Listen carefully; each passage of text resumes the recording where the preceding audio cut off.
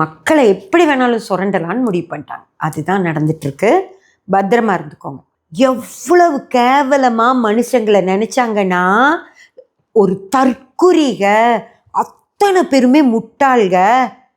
நம்ம வீடியோ பார்க்குற எல்லாருமே முட்டாள், நம்ம என்ன சொன்னாலும் மக்கள் கேட்பாங்க அப்படின்னு நினச்சிட்டு அவங்க வீடியோ போடுறாங்க.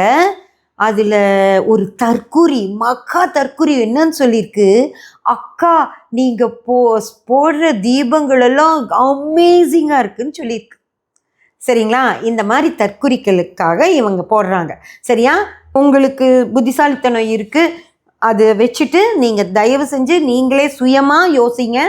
இந்த மாதிரி வீடியோஸ் எல்லாம் போய் பார்த்தோன்னு வச்சுக்கோங்க, நம்ம புத்தி மலிங்கி வீணாக போயிடும். ஓகேங்களா?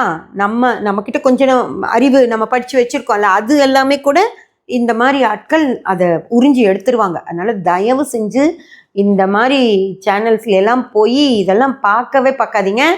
பார்த்தீங்கன்னா அவங்க கொண்டு போய் உங்களை குழியில் தள்ளிடுவாங்க. அவங்களுக்கு வேண்டிய ஒரே விஷயம், அவங்களோட பொருள் அங்கே விற்பனை ஆகணும். அதுக்காக என்ன வேணால் செய்யலாம்னு சொல்லி முடிவு பண்ணிட்டாங்க. இந்த மாதிரி ஆட்களை சில சேனல்ஸும் கூப்பிட்டு இன்டர்வியூ எடுத்து அவங்கள பூஸ்ட் பண்ணி விடுறாங்க. அதனால் இதெல்லாம் நம்ம எந்த வகையிலும் தடுக்க முடியாது. உங்கள் ஃப்ரெண்ட்ஸுக்கு, ரிலேட்டிவ்ஸ்க்கு யாராவது இதையெல்லாம் பார்த்துட்டு உண்மையான்னு கேட்டாங்கன்னா இல்லவே இல்லைங்கிறத தயவு செஞ்சு சொல்லுங்கள்.